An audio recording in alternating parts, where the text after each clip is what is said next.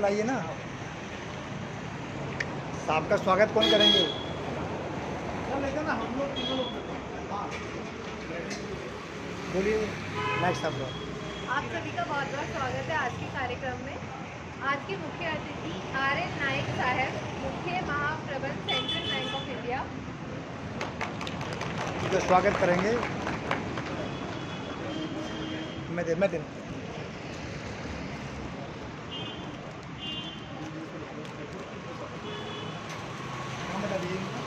नाम बता दीजिए। अजय नायक जी। अजय नायक जी का स्वागत करेंगे। Ajay Nayak ji Central Bank of India. कैसे रही?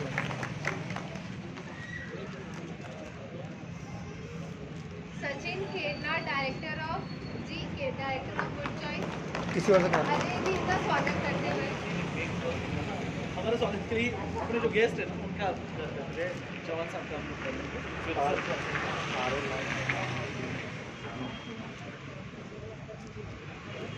अपनी पूरी टीम की ओर से हमारे नागपुर शहर में जो फ्रेंचाइजी ओपन हुई है सर, हम उसके लिए यहाँ पर हमारे लिए स्पेशली मुंबई से यहाँ पर RN नायक साहब जो महाप्रबंधक है सेंट्रल बैंक ऑफ इंडिया में, तमाम पूरे आपके प्यार के लिए और यहाँ से आपका आज का जॉब का उनका ऑफ डाल के यहाँ पर आए, इसलिए जोरदार ताली के साथ में उनका स्वागत करते हैं।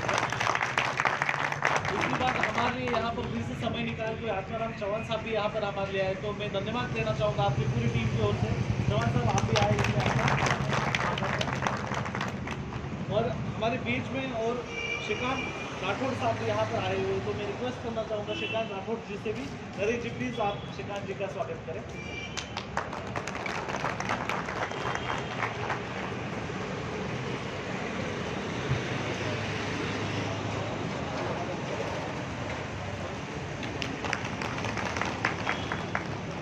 और आज जो हमारी गुड चॉइस की जो फर्स्ट फ्रेंचाइजी है जो महाराष्ट्र में हम लोग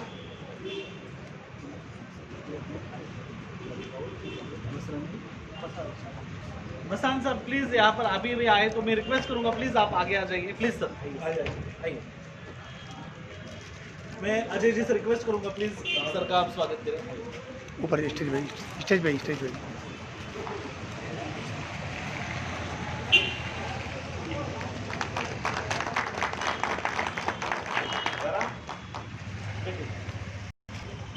दोस्तों स्वागत के लिए तो आप सभी भी ऑलरेडी सभी के स्वागत के पात्र हैं, इसलिए मैं तमाम सभी स्वागत होती है, मैं आप सभी के लिए एक बार जोरदार तालियों की ओर से आपको सबके लिए मैं स्वागत करना। आज गुड चॉइस जो हेल्दी बाइट्स के नाम पे हम लोगों ने जो ये फ्रेंचाइजी ओपन की है, बहुत सारे लोग व्यंजन खाने के व्यंजनों के लिए बहुत सारे तरसते हैं, तो हम लोगों ने बहुत जगह पर महाराष्ट्र अलग अलग स्टेट्स में हम लोग नई ब्रांचेस ओपन करने जा रहे हैं। तो उसी तरह से हम लोगों की पहली जो ब्रांच हुई है तो आपके शहर में हुई दोस्तों, और उसका जो श्रेय जाता है यहाँ के दो पार्टनर्स, इन्होंने ये जो एक जिम्मा उठाया, और मिस्टर अजय जी और धर्मेंद्र जी। तो मैं हमारे डायरेक्टर जो है नरेंद्र जी को मैं रिक्वेस्ट करूंगा इन दोनों का भी आप स्वागत करें। दोनों का एक बार नरेंद्र जी आ जाओ। हमारा नाम प्रणव है। ऐसे रहिए। साहब में गाड़े साहब अभी यहाँ पर गाड़ी जी आए, तो मैं रिक्वेस्ट करूंगा गाड़े साहब का भी स्वागत माननीय नरेंद्र जी करें। नरेंद्र साहब गाड़े साहब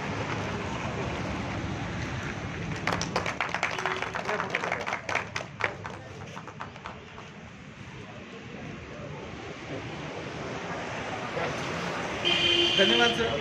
दोस्तों मैं बोलना चाहूँगा, आपने बहुत सारे लोग अभी हम लोग देख रहे हैं कि खाने में हम लोग कहा एक भी टेस्ट किसको पसंद आई, तो हम लोग ये सोचते नहीं ये 1 किलोमीटर की दूरी पर है या 10 किलोमीटर की दूरी पर है, पर अपने को वहाँ का व्यंजन यदि पसंद आ गया तो हम लोग खाने के लिए गाड़ी निकालते हैं, बाइक निकालते हैं, या फिर परिवार हो या दोस्त लोग हो उसके साथ में निकल गए, तो हम लोग 15-15, 20-20 किलोमीटर तक जहाँ भी कोई अपने को अच्छा होटल दिखाई दिया तो हम लोग अपने के खाने के लिए वहाँ पर जाते हैं। तो ऐसी स्वादिष्ट चॉइस हम लोगों ने खास करके आपके नागपुर शहर में हम लोगों ने ओपन किया है।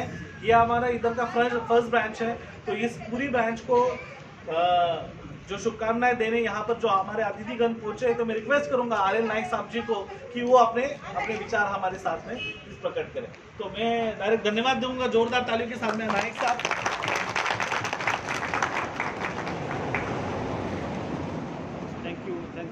जी,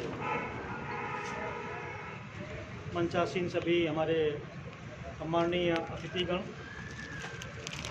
गुड चॉइस के डायरेक्टर केरनार जी और श्री नरेंद्र सिंह नायक जी, हमारे नागपुर क्षेत्र से पधारे सभी नागरिकों, हमारे अपने भाई बंधुओं, बड़ा खुशी का मौका है कि आज जब खाने वाले जो मांसाहारी लोग हैं, अभी हाल ही में सुना होगा कि पिछले 1 साल से हम लोग बहुत बड़ी महामारी से जूझ रहे हैं और अभी पिछले 1 महीने से बर्ड फ्लू जैसी एक बीमारी आ गई है। बर्ड फ्लू आने की वजह से जो नॉन वेजिटेरियन लोग हैं उनको बस और बस मजबूरी में नॉन वेज खाना या चिकन खाना बंद करना पड़ रहा है, क्योंकि ये उनके लिए स्वास्थ्य के लिए अच्छा नहीं है।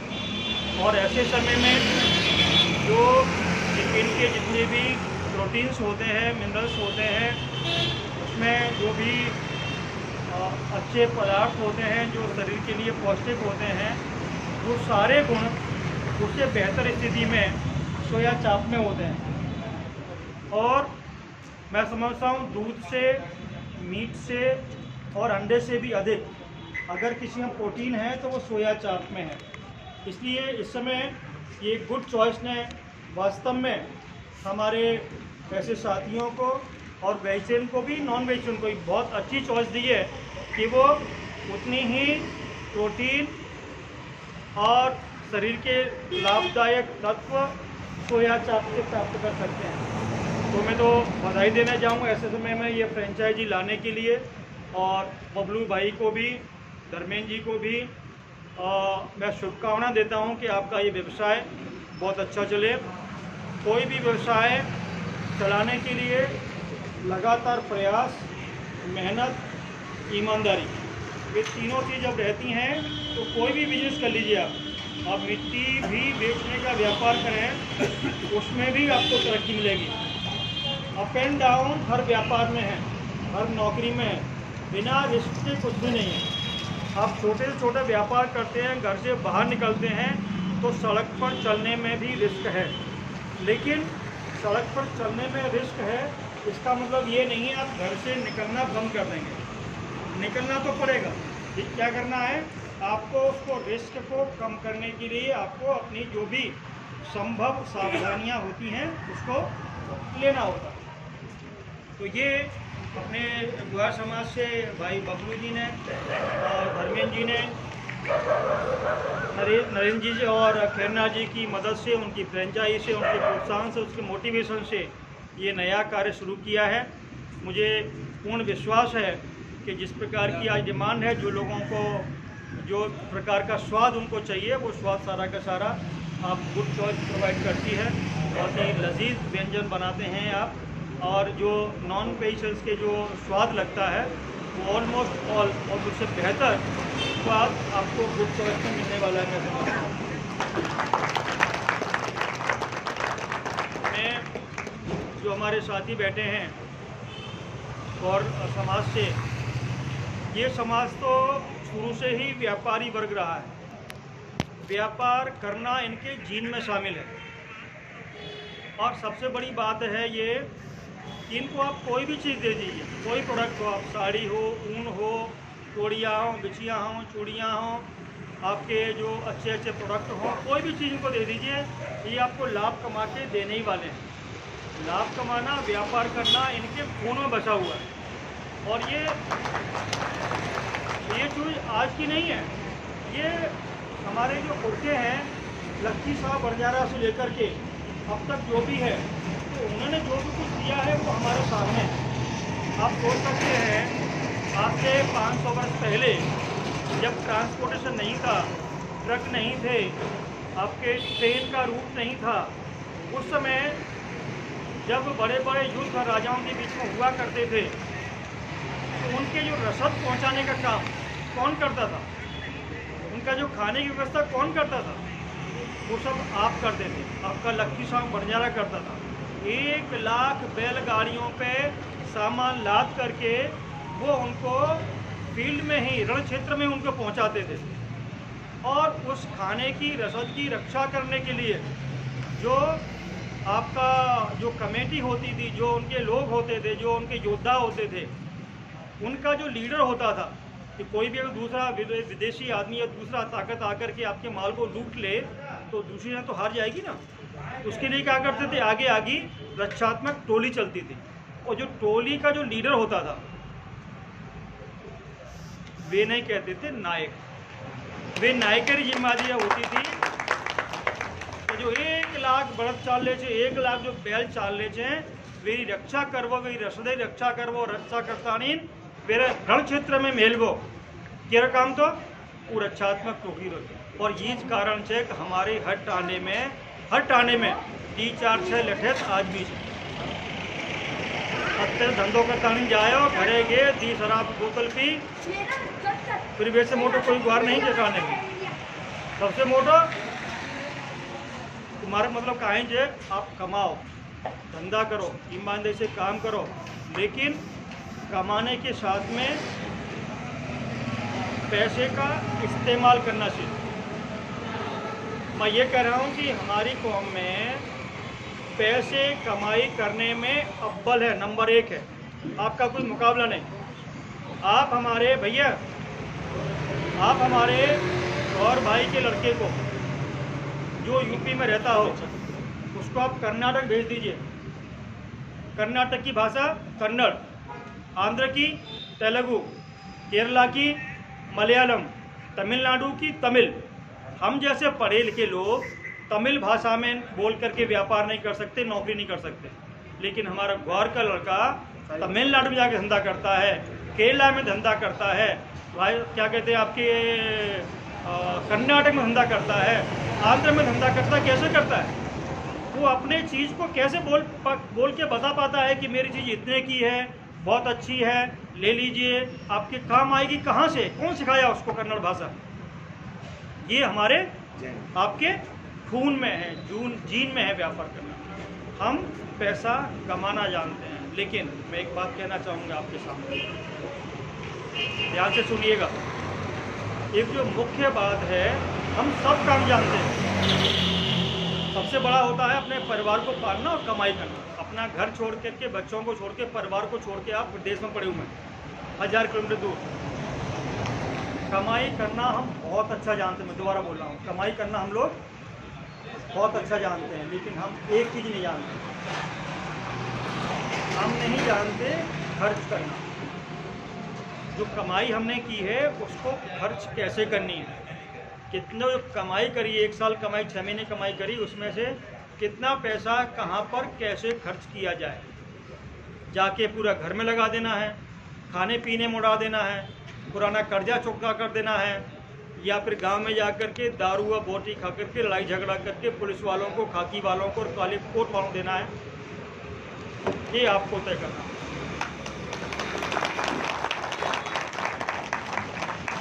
जिस दिन आप लोग ये खाकी और काले कोट को पैसा देना बंद कर दोगे, उस दिन से आपसे ज़्यादा रईस, आपसे ज़्यादा बड़ा आदमी कोई नहीं। लेकिन वो रईस बनने के लिए आपको नाड़ की जो बोले जाए, नाड़ की और हड्डी छोड़नी पड़ी। बुरी लगेगी बात, ये नहीं छूट सकती। लेकिन अगर वास्तव में आप चाहते हैं कि आपका बच्चा भी, एक ग्वारा छोरा भी अच्छी नौकरी करे, बढ़िया कमावे, सूट बूट पहने, घूमे, किसकी अच्छा नहीं बताओ? आप लोग यहाँ बैठे हुए हैं, किसकी इच्छा नहीं है कि आपका बेटा पढ़े, अच्छी नौकरी करे और सूट बूट पहन करके परिवार के साथ में शहर में रहे? ऐसा कोई है जो आप नहीं चाहते? कोई है नहीं चाहते? सब चाहते हैं ना? सब चाहते हैं, सब चाहते हैं, चाहते सब हैं, लेकिन उस चाहने के लिए करता कौन कौन है? आपको यहाँ धंधा करने के लिए क्या करना पड़ेगा?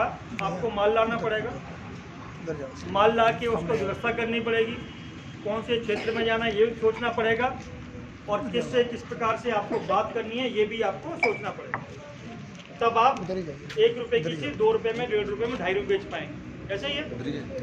तो ये नौकरी करने के लिए भी, अच्छा कोर्स करने के लिए, अच्छे से बच्चे को ऊपर जाने के लिए क्या चाहिए होगा, क्या चाहिए, क्या रिक्वायरमेंट है उसका? शिक्षा। क्या चाहिए? शिक्षा। शिक्षा कैसे आएगी? जब बच्चे स्कूल जाएंगे। स्कूल जाने के लिए कौन कहेगा? आप नहीं, आपकी माँ, आपकी जो घरवाली है, बच्चे की माँ है, वो कहेगी, क्योंकि आप तो बाहर रहते हैं, आप तो बाहर रहते हैं। और आपके प्रयास से, माँ बाप के तरफ से बच्चा पढ़ भी जाता है, हाई स्कूल कर लिया, इंटर कर लिया, BA BSc या BTech भी कर लिया। अब BTech जैसे ही आपने किया, आप सोचते हैं कि लड़का BTech करके BSc करके निकला तो तुरंत उसको क्या मिलना चाहिए? नौकरी मिलनी चाहिए। क्या मिलना चाहिए? और उसने 1 साल तक तैयारी करी और वो मान लीजिए पास नहीं हो पाया, तो आप क्या कहेंगे? सारे बसरी नहीं जे नौकरी वोकरी, तू कौन कर पास मारे संचाल ले जाई तो कहीं तो कमान लाइस, यही कहते हैं उसको, कुछ और कहते हैं, यही कहते हैं। इसको मेरा क्या कहना, सुनना मेरी बात को ध्यान से, आप जो अपने बच्चों को करना चाहते हैं, करना चाहते हैं, आपने बच्चे को नौकरी करने लायक बनाने के लिए कम से कम 14 साल पढ़ाया। कितना साल पढ़ाया?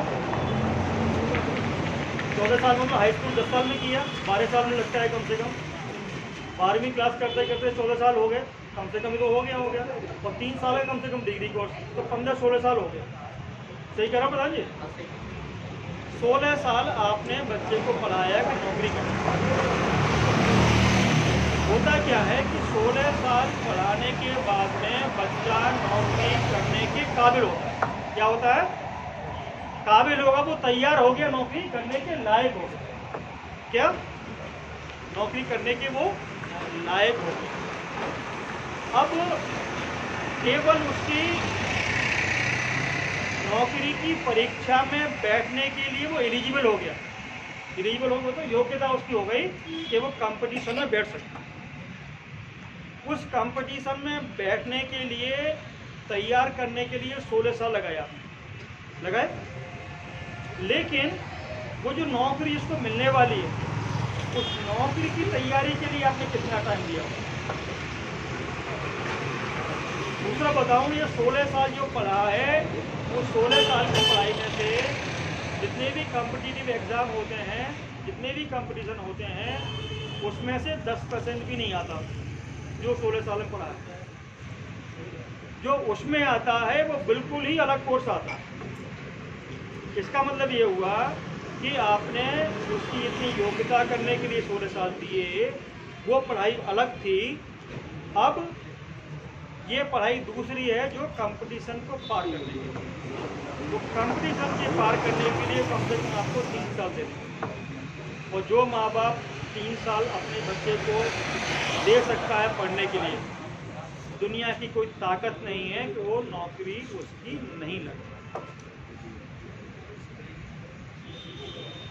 कोई ताकत नहीं, नौकरी नहीं लग पाएगी, उसकी लगेगी। लेकिन वो 3 साल आपके भी एफर्ट्स को उसको मौका देना चाहिए, उसको प्रोत्साहित करना चाहिए। नहीं बेटा तू लग जाए, हार नहीं लगी तो क्या लगी? तू मेहनत कर रहा होती, सारी नौकरी लगी है तो तेरी लगी है।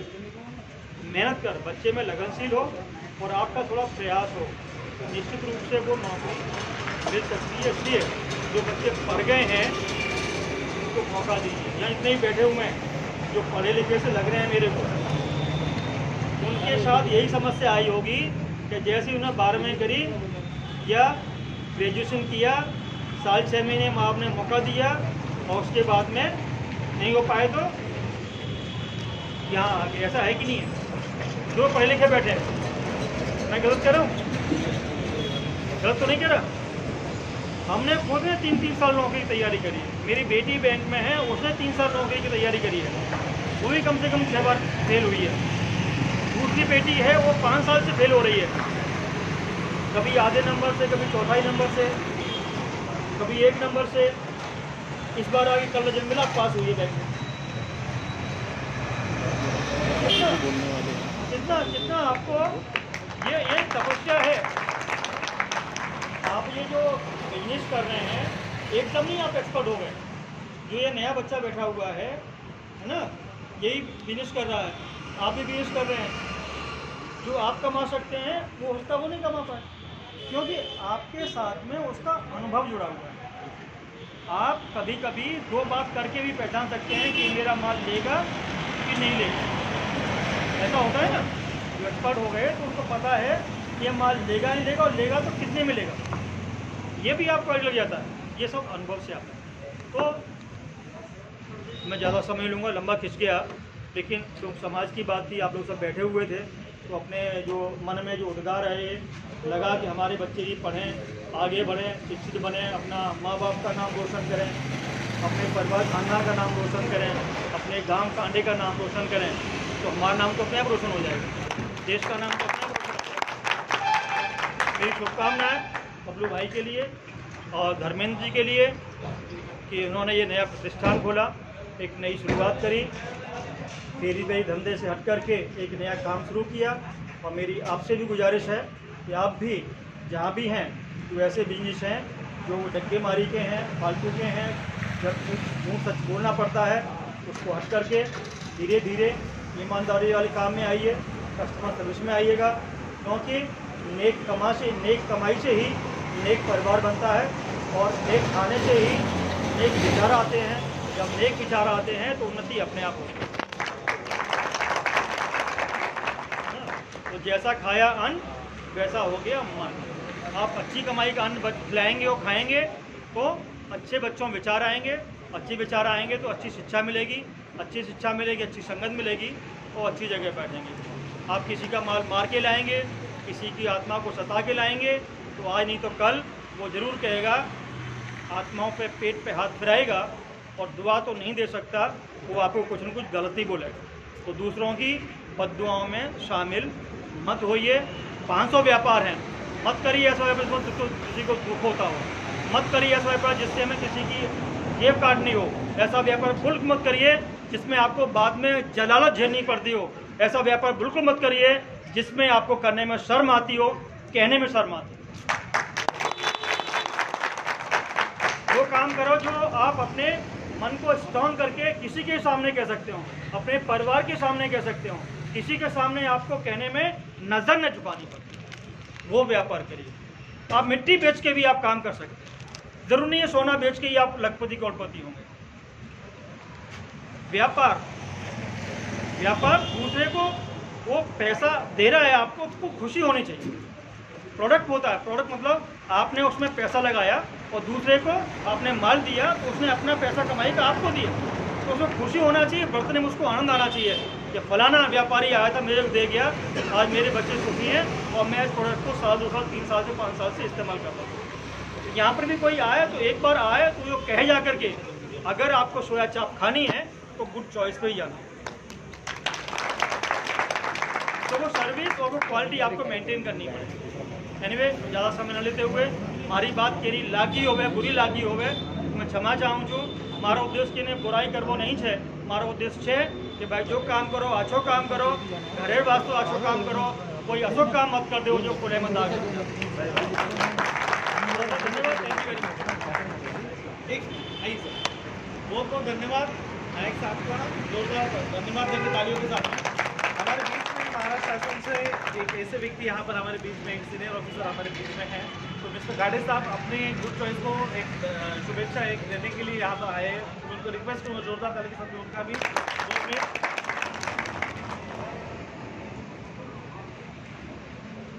आदरणीय विचार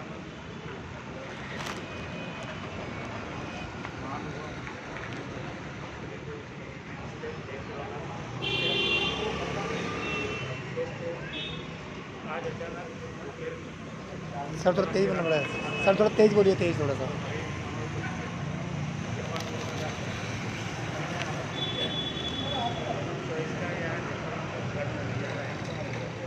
जाएंगे 1 करोड़ 11 समाज रेस्टोरेंट नागपुर शहर में होना ये बहुत बड़ी बात है। और यहाँ आने के बाद पता चला कि काफ़ी उन्होंने भी ये रेस्टोरेंट चलाने वाले। तो मित्रों, भारतीय समाज में व्यंजन का बहुत ही महत्व है।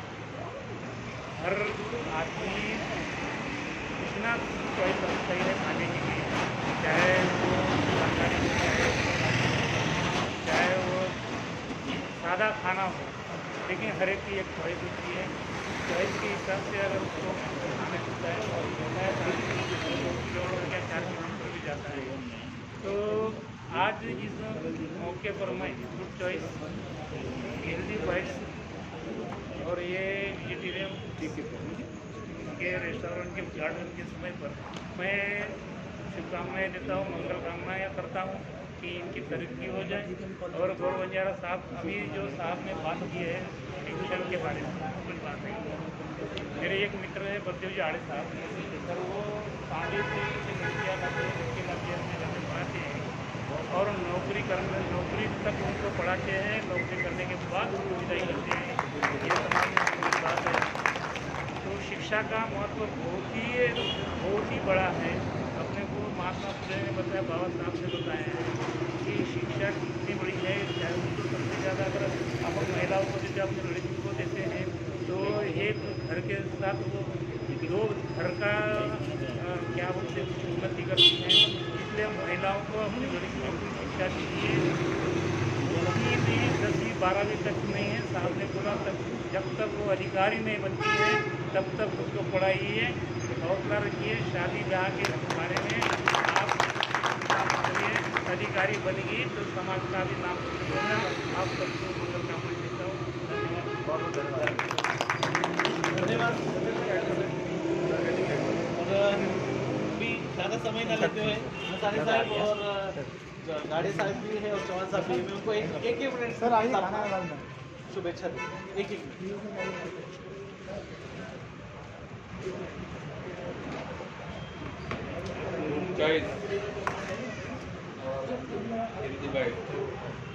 नाम बड़ा सोच के रखे, इसके बारे में हमारे पूर्व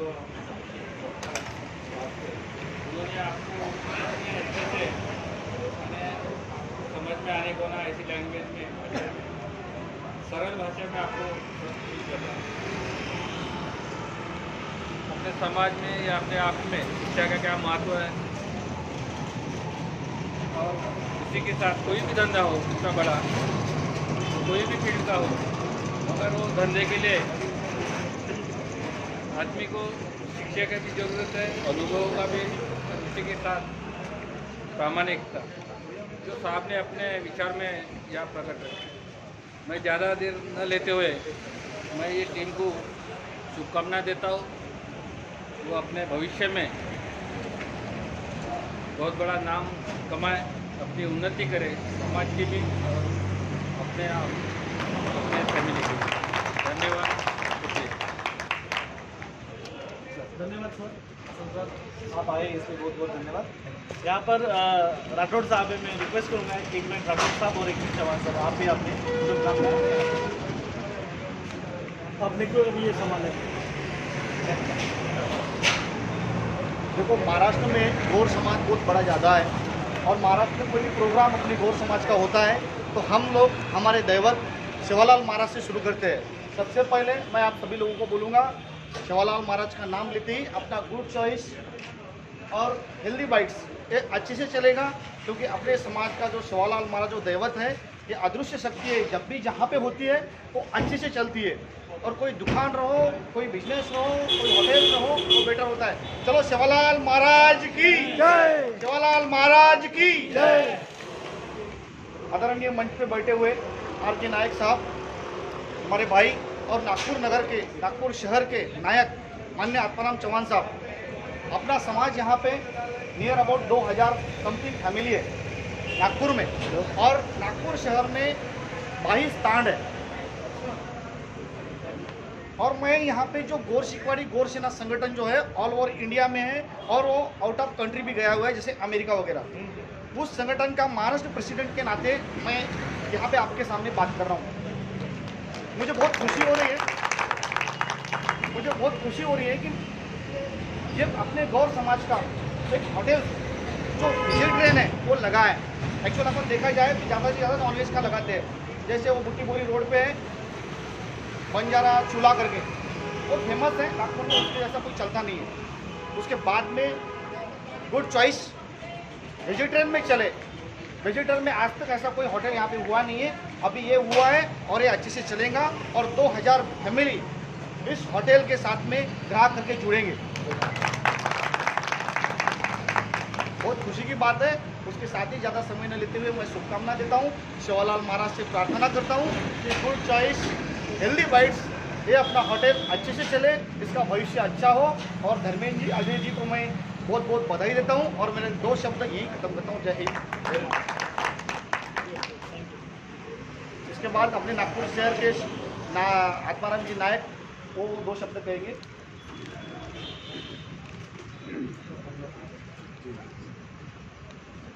जय सेवालाल। जय सेवालाल। आदरणीय नायक साहब, बाकी फ्रेंचाइजी के खैरनार साहब और जिन्होंने भी कार्यक्रम खड़ा के लाया वो अपने सब फ्रेंचाइजी के जो लोग हैं उनके सब धन्यवाद के पात्र है, क्योंकि अभी तक लोग नॉनवेज के इसमें बहुत ये थे और ये भी आज की भी टेस्ट में देखा कि ये नॉनवेज से कम नहीं है और बहुत हेल्दी है। तो ये सोया का जो है नायक साहब ने भी बताया है कि इसमें जो विटामिन रहते हैं ये तुम्हारे अंडे मच्छी या चिकन से भी ज़्यादा सोया में इसमें तो ये रहते तुम्हारे विटामिन रहते हैं। तो ये इस उद्देश्य से हम जितना भी यहाँ का समाज है उसमें ज़्यादा से ज़्यादा प्रचार करेंगे और आप लोगों को जो भी यहाँ पर मदद सकती है वो करने की कोशिश करेंगे फ्यूचर में भी। और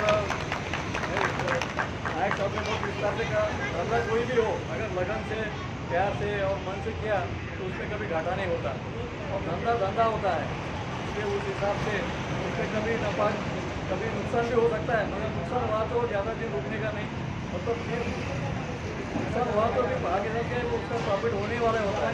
तो इसलिए मेरी शुभकामना है आपका ये हेल्दी बाइट वाला जो कार्यक्रम है अच्छे से चले और आपने हमको बुलाया मान दिया, उसके लिए मैं आप आयोजन समिति का धन्यवाद देता हूँ। जय हिंद। थोड़ा सा एक बार सब लोग भाई तालियां बजाओ, खड़े हुए लोग भाई, डायरेक्टर साहब कंपनी के। सबसे पहले मैं आरएल साहब का धन्यवाद करना चाहूँगा, बहुत कीमती टाइम निकाल कर सब पहुँचे हैं हमारे पास और आप सबका बहुत शुक्रगुजार हूँ। बहुत कम लोग मतलब पहुँच पाते हैं ऐसे कार्यक्रम में। काफ़ी शाम को हमने मेहनत की थी, काफ़ी लोगों के पास गए थे हम लोग, उसमें से मुझे लग रहा आधे ही लोग आ पाए, शायद बिजी होंगे या किसी कारण नहीं आ पाए, लेकिन आप सबका मैं बहुत शुक्रगुजार हूँ। आप लोग अपना कीमती टाइम निकालकर हमारे समारोह में पहुँचे, बहुत बहुत धन्यवाद आपका।